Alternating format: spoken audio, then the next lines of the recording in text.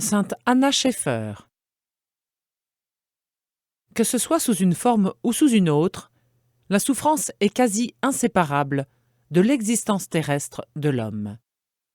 La souffrance humaine inspire la compassion.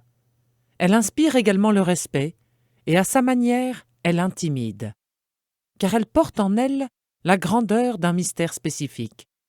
À travers les siècles et les générations humaines, on a constaté que dans la souffrance se cache une forme particulière qui rapproche intérieurement l'homme du Christ, une grâce spéciale. C'est à elle que bien des saints doivent leur profonde conversion, tels saint François d'Assise ou saint Ignace de Loyola. Le fruit de cette conversion, c'est non seulement le fait que l'homme découvre le sens salvifique de la souffrance, mais surtout que dans la souffrance, il devient un homme totalement nouveau. Extrait de la lettre apostolique de saint Jean-Paul II, en février 1984. La vie de la sainte Anna Scheffer illustre singulièrement cette constatation du Saint-Père. Anna Scheffer, née à Mandelstetten, village de Basse-Bavière, au diocèse de Ratisbonne, en Allemagne du Sud, le 18 février 1882, dans une famille nombreuse, dont le père est menuisier. Les Scheffer sont de bons chrétiens. Fidèles aux prières du matin, du midi et du soir, ils se rendent à l'église pour la messe chaque dimanche et fête, mais aussi en semaine, lorsque c'est possible. Anna est une enfant discrète, douce et timide, douée pour l'étude et habile aux besognes manuelles. En 1896, son père meurt à l'âge de 40 ans, laissant sa famille dans une grande pauvreté. Anna, qui désire devenir religieuse, si possible dans une congrégation missionnaire, doit travailler afin de constituer sa dot, c'est-à-dire sa contribution financière indispensable à l'époque pour entrer au couvent. À 14 ans, elle s'emploie comme une bonne à tout faire, d'abord à Ratisbonne, chez une pharmacienne, puis à Landshut, chez un conseiller auprès du tribunal d'instance. Là, elle reçoit pour la première fois, un soir de juin 1898, un message du ciel. Un saint lui apparaît. Elle ne saurait dire son nom. Et il lui dit, avant d'avoir 20 ans, « Tu commenceras à souffrir beaucoup. Récite le chapelet. » Elle parlera plus tard des dangers pour sa pureté virginale qu'elle a pu surmonter dans ces années grâce au Saint-Rosaire. Dans la soirée du 4 février 1901, la jeune fille, employée à la maison forestière de Stammam, fait la lessive avec une compagne, Wally Kreuser. Le tuyau du poêle, qui passe au-dessus de la lessiveuse, s'est détaché du mur. Pour réparer cette avarie, Anna monte sur un muret en saillie. Soudain, elle perd l'équilibre et tombe de ses 2 jambes jusqu'aux genoux dans l'eau de la lessive bouillante. Affolée, Wally, au lieu de porter secours à sa compagne, court chercher de l'aide. Un cocher accourt et tire la blessée de la lessiveuse. On conduit la malheureuse dans une charrette à l'hôpital le plus proche, à 7 kilomètres. À 11 heures du soir, elle est enfin prise en charge par un médecin qui l'opère pendant 2 heures. Les semaines qui suivent sont terribles. Il faut sans cesse couper des morceaux de chair gangrénés. Plus de 30 interventions chirurgicales. 3 mois plus tard, l'assurance maladie qui couvrait Anna cesse de rembourser les soins. Madame Scheffer ne peut pas prendre en charge l'hospitalisation. Elle doit ramener sa pauvre enfant à la maison. Sur les instances du docteur Waldin, une institution pour invalides se charge de la malade. Anna y sera hospitalisée d'août 1901 à mai 1902 à la clinique universitaire d'Erlangen, près de Nuremberg. Cependant, les traitements ne produisent aucun résultat. De retour à la maison, Anna est soignée avec compétence par le docteur Waldin. Par plus de 30 interventions chirurgicales, ce médecin essaiera en vain de pratiquer des greffes de peau. À défaut de pouvoir soulager l'infirme, il se résigne finalement à entourer ses jambes de pansements stériles. Les soins se limiteront, pendant les 20 ans de survie d'Anna, au renouvellement hebdomadaire de ses pansements. Le projet de vie religieuse d'Anna Scheffer est dès lors irréalisable. La jeune fille ne se résigne pas sans difficulté à son sort. Elle crie sa souffrance et s'accroche à l'espoir de guérir. Cependant, son âme grandit à la rude école de la Croix. Le curé de son village, l'abbé Riégère, qui sera son père spirituel, témoignera d'avoir jamais entendu de sa bouche aucune plainte. Dans ses douleurs incessantes, Anna est fortifiée et consolée par le Dieu vivant et spécialement par la Sainte Eucharistie. C'est avec des dispositions différentes que les hommes abordent leur souffrance, écrit le saint pape Jean-Paul II. On peut cependant affirmer d'emblée que chaque personne entre presque toujours dans la souffrance avec une protestation tout à fait humaine et en se posant la question « pourquoi ?». Chacun se demande quel est le sens de la souffrance et cherche une réponse à cette question au plan humain. Il adresse certainement maintes fois cette interrogation à Dieu et il l'adresse aussi au Christ. En outre, la personne qui souffre ne peut pas ne point remarquer que celui auquel elle demande une explication souffre lui-même et qu'il veut répondre de la croix, du plus profond de sa propre souffrance. Pourtant, il faut parfois du temps, et même beaucoup de temps, pour que cette réponse commence à être perçue intérieurement. Le Christ n'explique pas abstraitement les raisons de la souffrance, mais avant tout il dit « Suis-moi, viens, prends part avec ta souffrance à cette œuvre de salut du monde qui s'accomplit par ma propre souffrance, par ma croix. » Au fur et à mesure que l'homme prend sa croix, en s'unissant spirituellement à la croix du Christ, le sens salvifique de la souffrance se manifeste davantage à lui. De 1910 à 1925, Anna Scheffer écrit ses pensées sur 12 carnets. De plus, 183 de ses lettres ou billets nous sont conservés. Son langage est tout simple. Cependant, l'originalité et le caractère personnel de ses écrits frappent le lecteur, qui y découvre une âme établie solidement dans la foi en Jésus-Christ, mort et ressuscité, et dans la communion vivante avec tous les élus de Dieu. Cette confiance indéfectible en Dieu, la certitude de son amour infini, se manifestant à elle, à travers ses souffrances, rayonne sur ceux qui l'approchent pour lui confier leur intention ou lui demander encouragement et conseil. Ces visiteurs, d'abord en petit nombre, se multiplient peu à peu. Les personnes les plus prévenues contre Anna ne manquent pas d'être impressionnées par sa patience et sa bonté. La vengeance d'Anna. Son frère Michel, pauvre garçon qui s'adonne à la boisson, n'est pas le dernier, lorsqu'il a bu, à se moquer de la sainte. Anna se venge en s'appliquant à le convertir à force de douceur. Toutefois, le comportement de Michel contraint Madame Scheffer à louer dans le village un petit appartement pour y déménager avec sa fille. À cette mère admirable, qui assistera Anna jusqu'à la mort et lui survivra pendant 4 ans, Anna écrit « Ô ma chère mère, quelle grâce de t'avoir sans cesse à mes côtés. Notre cher Sauveur envoie à ses enfants le secours au bon moment, quand nous le lui demandons avec confiance. Et c'est souvent lorsqu'une épreuve ou une affliction nous accable le plus, qu'il est le plus proche de nous par son aide et sa bénédiction. » Accessible par un escalier fort raide, la chambre de la malade a pour seul ornement un crucifix, un ecce homo et des images de saints. Anna ne quitte guère sa chambre et son lit, qu'elle appelle aussi son lit-croix. En de rares occasions, on l'emmène à l'église dans un fauteuil. Dès que le pape Saint Pie X autorise la communion quotidienne, l'abbé Rieuget lui apporte chaque jour l'Eucharistie, de laquelle lui vient sa force. Anna n'aime guère faire parler d'elle. Ses journées s'écoulent entre la prière, le travail manuel et l'écriture. « J'ai 3 clés de paradis, dit-elle. La plus grande et le fer brut qui pèse lourd, c'est ma souffrance. La seconde est l'aiguille à coudre, et la troisième le porte-plume.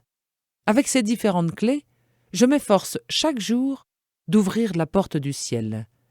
Chacune d'elles doit être ornée de 3 petites croix, qui sont la prière, le sacrifice et l'oubli de moi-même. Souvent, les enfants du village viennent visiter Anna. Ils se sentent attirés vers elle. La malade leur parle du Sauveur, de la Sainte Vierge et des saints. Elle leur explique comment on va au ciel. Dans l'ensemble, la population de Mandelstetten se comporte avec sympathie à son égard. On l'aime, on a pitié d'elle et on cherche à lui faire plaisir. Les jours de fête, une délégation du village vient la visiter. Parfois toute la fanfare lui offre une sérénade en passant sous ses fenêtres. C'est la charité envers le prochain, également souffrant, qui fait sortir Anna de son silence habituel. Dès qu'elle voit une personne éprouvée, elle trouve 1000 paroles gaies et amicales pour la réconforter, et semble elle-même la plus heureuse des créatures. Elle conserve précieusement toutes les intentions de prière qu'on lui confie et les présente inlassablement à Dieu. Tous les écrits d'Anna manifestent une profonde soumission à la divine providence et une joyeuse acceptation des croix. Bien souvent, ces lettres portent une petite enluminure, dessinée à la plume, en 2 ou 3 couleurs représentant la croix, un calice entouré d'épines, ou encore quelque autre scène de la Passion. Chère Fanny, écrit-elle le 14 décembre 1918 à son amie, nous devons considérer nos souffrances comme nos plus chers amis, qui veulent nous accompagner sans cesse, jour et nuit, pour nous rappeler de tourner nos regards vers le haut, vers la Sainte Croix du Christ. Job n'est pas coupable. De tout temps, les hommes ont cherché le sens de la souffrance. Dans le livre de Job, la question a trouvé son expression la plus vive, remarque le saint pape Jean-Paul II. On connaît l'histoire de cet homme juste, qui, sans aucune faute de sa part, est éprouvé par de multiples souffrances. Dans cette horrible situation, il voit arriver chez lui 3 vieux amis qui cherchent à le convaincre que puisqu'il a été frappé par des souffrances aussi variées et aussi terribles, il doit avoir commis quelque faute grave. Toutefois, Job conteste la vérité du principe qui identifie la souffrance avec la punition du péché. À la fin, Dieu lui-même reproche aux amis de Job leur accusation et reconnaît que Job n'est pas coupable. Sa souffrance est celle d'un innocent. Elle doit être acceptée comme un mystère que l'intelligence de l'homme n'est pas en mesure de pénétrer à fond. S'il est vrai que la souffrance a un sens, comme punition, lorsqu'elle est liée à la faute, il n'est pas vrai, au contraire, que toute souffrance soit une conséquence de la faute et ait un caractère de punition. Pour être en mesure de percevoir la vraie réponse au pourquoi de la souffrance, nous devons tourner nos regards vers la révélation de l'amour divin. Dieu, en effet, a tant aimé le monde qu'il a donné son Fils unique, pour que tout homme qui croit en lui ne périsse pas, mais ait la vie éternelle. Extrait de Saint Jean au chapitre 3. L'homme périt quand il perd la vie éternelle. Le Fils unique a été donné à l'humanité pour protéger l'homme avant tout contre ce mal définitif et contre la souffrance définitive. Le Christ souffre volontairement, et c'est innocent qu'il souffre. La souffrance humaine a atteint son sommet dans la passion du Christ, et simultanément, elle a revêtu une dimension nouvelle et est entrée dans un ordre nouveau. Elle a été liée à l'amour qui crée le bien, en le tirant même du mal, en le tirant au moyen de la souffrance, de même que le bien suprême de la rédemption du monde a été tiré de la croix du Christ. C'est dans la croix du Christ que nous devons reposer la question du sens de la souffrance et trouver jusqu'au bout la réponse à cette question. Comme le temps passe vite. Depuis longtemps, Anna était tertiaire de Saint François. À partir du 4 octobre 1910, la fête de saint François d'Assise, elle porte quelque temps les stigmates de la Passion. Mais elle prie Dieu de faire en sorte que ses blessures mystiques ne soient pas apparentes, ce qui lui est accordé. Il ne semble pas qu'elle ait beaucoup lu la Sainte Écriture, mais fille de l'Église catholique, elle s'est approprié sa doctrine et sa liturgie, qu'elle revit à l'aide de ses souvenirs d'enfance tout au long de l'année. Prier pour la Sainte Église et ses pasteurs est pour moi le plus important, affirme-t-elle. Elle comprend sa vie de malade comme une participation à la croix du Christ. Dans les heures de souffrance et dans les nombreuses nuits sans sommeil, j'ai la plus belle occasion de me placer en esprit devant le tabernacle et d'offrir au Sacré-Cœur de Jésus expiation et réparation. Oh, comme le temps alors passe vite pour moi. Cœur sacré de Jésus, caché au Saint-Sacrement, je vous remercie pour ma croix et mes souffrances, en union avec les actions de grâce de Marie, la mère des douleurs. Le Rédempteur a souffert à la place de l'homme et pour l'homme. Chacun est appelé lui aussi à participer à la souffrance par laquelle la rédemption s'est accomplie. En opérant la rédemption par la souffrance, le Christ a élevé en même temps la souffrance humaine jusqu'à lui donner valeur de rédemption. Tout homme peut donc, dans sa souffrance, participer à la souffrance rédemptrice du Christ. Celui qui souffre en union avec le Christ complète par sa souffrance ce qui manque aux épreuves du Christ. La souffrance du Christ a créé le bien de la rédemption du monde. Ce bien en lui-même est inépuisable et infini. Aucun homme ne peut lui ajouter quoi que ce soit. Mais en même temps, dans le mystère de l'Église qui est son corps, le Christ, en un sens, a ouvert sa souffrance rédemptrice à toute souffrance de l'homme. En effet, la rédemption vit et se développe comme le corps du Christ. L'Église est dans cette dimension, toute souffrance humaine, en vertu de l'union dans l'amour avec le Christ, complète la souffrance du Christ. Elle la complète comme l'Église complète l'œuvre rédemptrice du Christ. Notre Seigneur Jésus-Christ, la Sainte Vierge et les saints parlent fréquemment à Anna au cours de ses rêves nocturnes, et ces messages célestes lui sont un rafraîchissement et comme un avant-goût du paradis. Mais jamais ces consolations ne lui donnent une impassibilité surhumaine. Jusqu'au bout, elle accepte avec reconnaissance le maigre soulagement que lui apporte la médecine. Au fil des 25 années de son martyre, un progrès s'accomplit dans l'acceptation intérieure des épreuves. Elle découvre peu à peu le secret de la paix intérieure. Elle exprime ainsi dans son langage tout simple « Oh, quel bonheur et quel amour sont cachés dans la croix et la souffrance. Je ne suis pas un quart d'heure sans souffrir, et depuis longtemps, je ne sais plus ce que c'est que d'être sans douleur.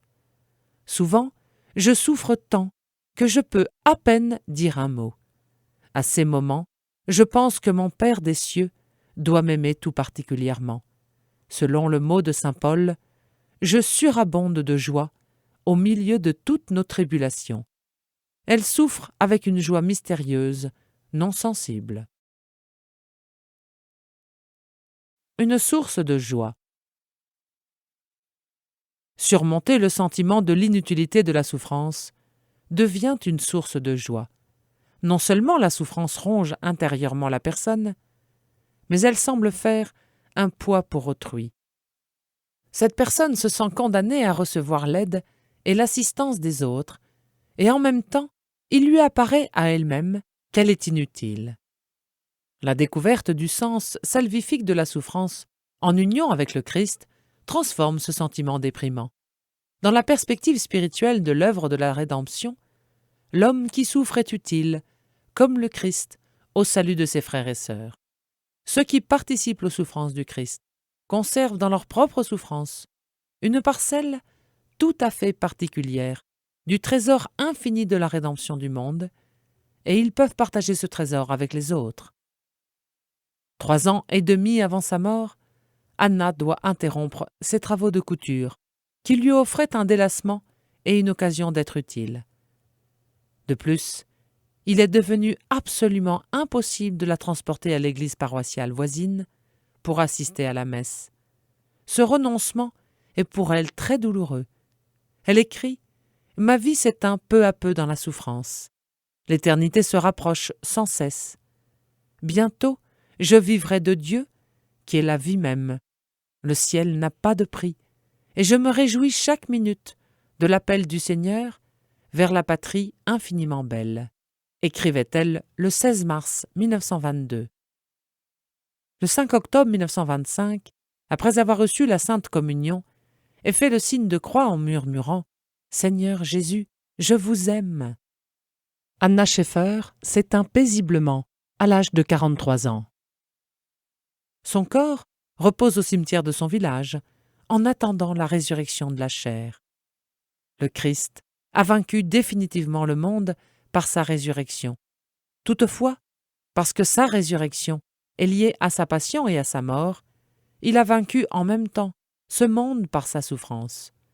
Oui, la souffrance a été insérée de façon particulière dans cette victoire sur le monde, manifestée dans la résurrection. Le Christ garde dans son corps ressuscité les traces des blessures causées par le supplice de la croix, sur ses mains, sur ses pieds et dans son côté. Par la résurrection, il manifeste la force victorieuse de la souffrance. À l'exemple du bon Samaritain, la force de la souffrance est aussi laissée aux hommes afin de susciter la civilisation de l'amour. La première et la seconde déclaration du Christ, à propos du jugement dernier, indiquent, sans équivoque possible, combien est essentiel dans la perspective de la vie éternelle, à laquelle tout homme est appelé, le fait de s'arrêter, à l'exemple du bon Samaritain, près de la souffrance de son prochain, d'avoir pitié d'elle et enfin de la soulager. Dans le programme messianique du Christ, qui est le programme du royaume de Dieu, la souffrance est présente dans le monde pour libérer l'amour, pour faire naître des œuvres d'amour à l'égard du prochain, pour transformer toute la civilisation humaine en civilisation de l'amour. Dans cet amour, le sens salvifique de la souffrance se réalise à fond et atteint sa dimension définitive. Le pape conclut ainsi son exhortation apostolique. Nous demandons à vous tous qui souffrez de nous aider. À vous précisément qui êtes faibles, nous demandons de devenir une source de force pour l'Église et pour l'humanité. Dans le terrible combat entre les forces du bien et du mal dont le monde contemporain nous offre le spectacle, que votre souffrance, unie à la croix du Christ, soit victorieuse. La bienheureuse Anna Scheffer a été victorieuse grâce à la croix de Jésus. Avant même le jugement officiel de l'Église, un peuple nombreux de Bavière, puis toute l'Europe, s'est rendu à son tombeau pour implorer son aide. En 1998, 551 grâces obtenues par son intercession avaient été recensées dans la paroisse de son village. Depuis 1929, plus de 15 000 grâces attribuées à sa prière ont été signalées. Lors de sa béatification, le 7 mars 1999, le saint pape Jean-Paul II disait « Si nous tournons notre regard vers la bienheureuse Anna Scheffer, nous lisons dans sa vie un vivant commentaire de ce qu'écrit saint Paul aux Romains. L'espérance ne déçoit point, parce que l'amour de Dieu est répandu dans nos cœurs par l'Esprit Saint qui nous a été donné. Certes, la lutte pour s'abandonner à la volonté de Dieu ne lui a pas été épargnée, mais il lui a été donné de comprendre toujours mieux que justement la faiblesse et la souffrance sont les pages sur lesquelles Dieu écrit son évangile. Son lit de malade est devenu le berceau d'un apostolat étendu au monde entier. Enfin, elle a été canonisée par le pape Benoît XVI le 21 octobre 2012. Que ce soit dans ses lettres ou dans son travail manuel, la sainte Anna Scheffer représente de préférence le cœur de Jésus, symbole de l'amour divin. Nous lui recommandons tous ceux qui souffrent, afin qu'elle les aide à s'unir au cœur du Christ en attendant la glorieuse éternité.